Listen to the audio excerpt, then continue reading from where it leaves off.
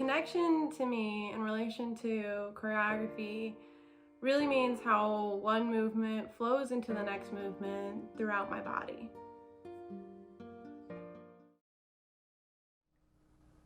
Welcome, everyone, to Getting Down with the Collective. My name is Lamaiya Lancaster. I am co founder and principal choreographer of L Theory Collective. We are a community based performance dance group here in Illinois with a dedication to inclusion through equitable access to community engagement in the art of dance. For today, we are working on Connecting to Connections, a virtual dance concert, where I'll be interviewing different participants from our previous virtual concert that we had called Connections. So today with me, I have Josa Comstock. Hey, Josa. Hey. How's it going?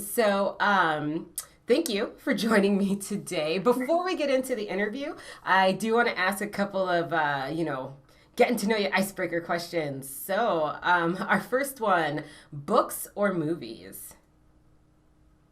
Movies, definitely movies.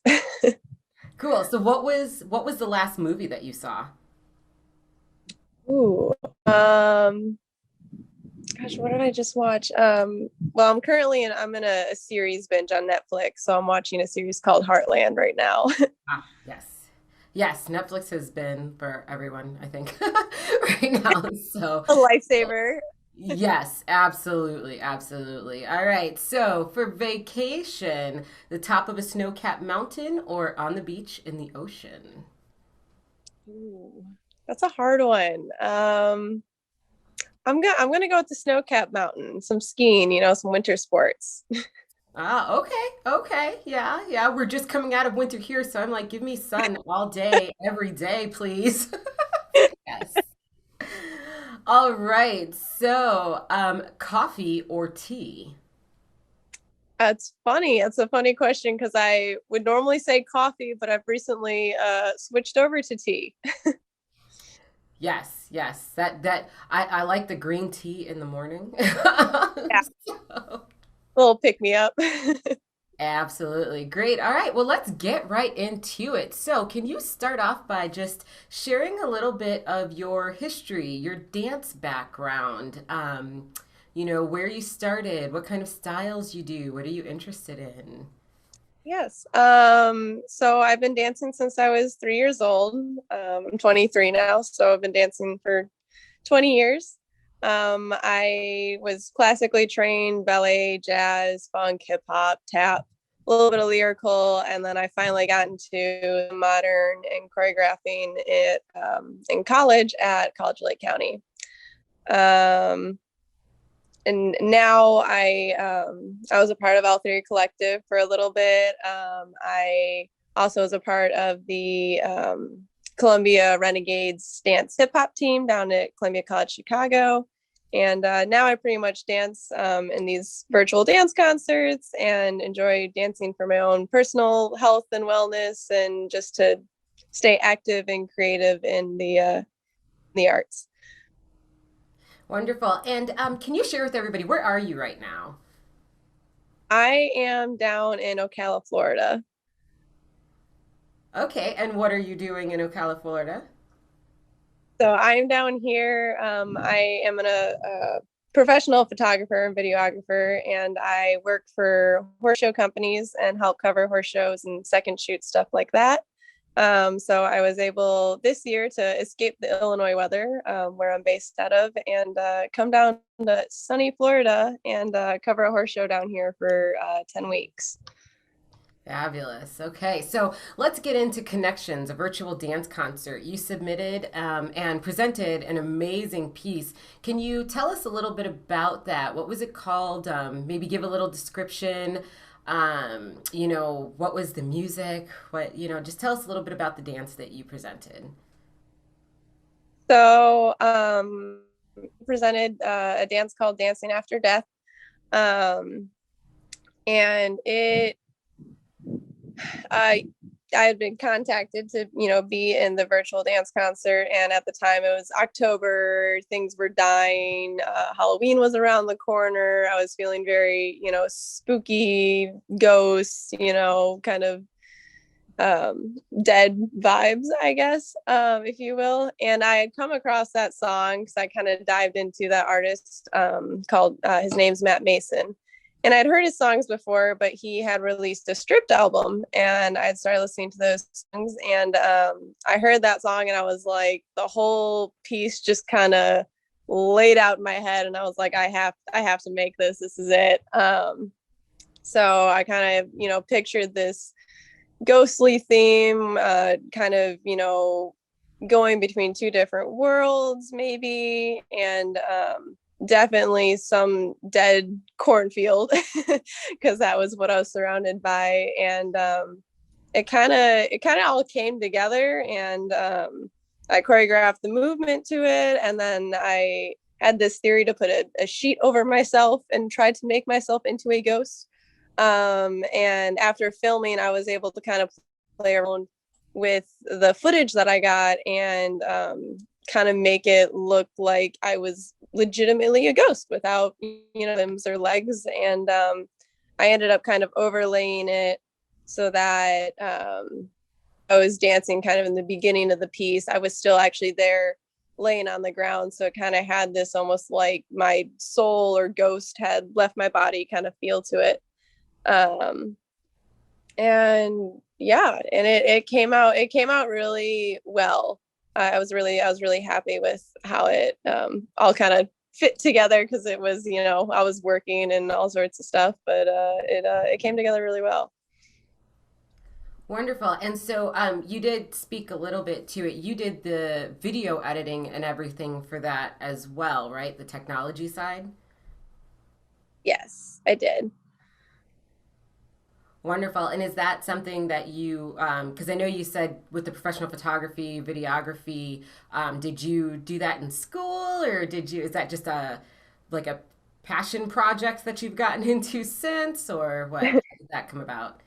So so I got my bachelor's in commercial photography down at Columbia College Chicago, and I had taken this one class that was video for photographers. And I had done a little bit of video before that class, just, for fun, travel, kind of vlog style stuff. And after I took that class, I was really shocked with how much I could record with just my camera and not having to deal even too much with getting another camera to create a moving picture. So I kind of dived into that after that class, and now I advertise myself as both a professional photographer and videographer. I'm both feel capable in getting you high quality photos, as well as I feel capable as filming a moment or filming a dance video or filming a wedding. I did just film a wedding in November, and I've gotten a bunch of more contacts after that, and it's growing. It's another element I'm able to kind of add to my creative freelance that I have. Wonderful. Yes, that's amazing. So you're talking about it now. It's a perfect segue. What does the future hold for Josa with your videography, photography, with your dance, especially with the virtual dance happening and taking off? What does that look like for you? So with the virtual dance concerts were really helpful for me to kind of get that dance element back into my life, because I had, after school, really kind of dived into my photography, and I had kind of let my dance artistic side kind of linger a little bit. But I was, happy that this summer, even with COVID and everything, it really opened up an opportunity with the small amount of time I had to create dances and kind of combine my other profession, being able to video it and, take pictures for it and stuff like that. So, as far as the future, I just, want to continue to grow my business and, add this videography to it and continue to dance for, myself, and hopefully create and share things that I create for people and for myself, and just create art and have fun with it, and continue to share it and create the higher quality things that I can now with my abilities from school and everything. Great. So where can people find you as far as, your photography and your videography? What's the name of your business? Do you have social media, anything like that that you'd like to share? Yes, you can find me on pretty much every social media platform under Josa Comstock Photography. And I also have a website, which is www.josacomstockphotography.com. And I also have YouTube, Facebook, Instagram. And yeah, you can pretty much find any of my stuff there. And I'm always open to new ideas. I kind of capture anything that comes my way. And yeah. Great. All right. Well, thank you so much, Josa, for joining us today. We really appreciate it. Of course. Thank you for having me. Yes. And thank you guys for joining us. It's been great, and I'll see you next time for Getting Down with the Collective.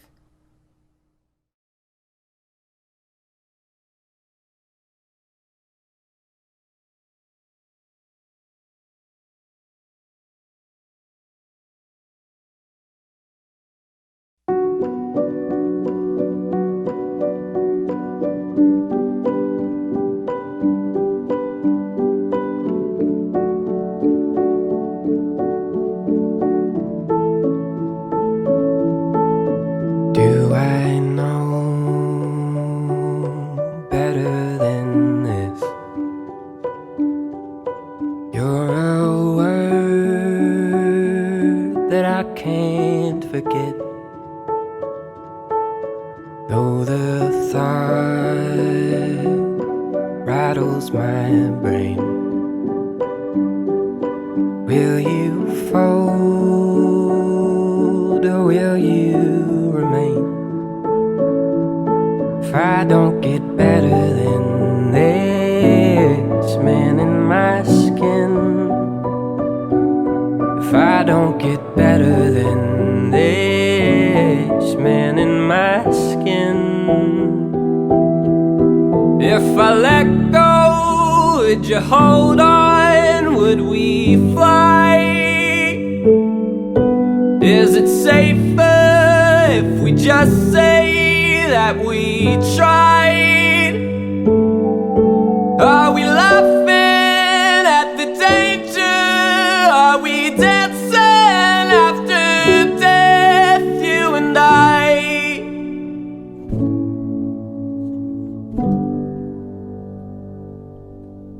As the sun waits to eclipse, and the taste teases my lips,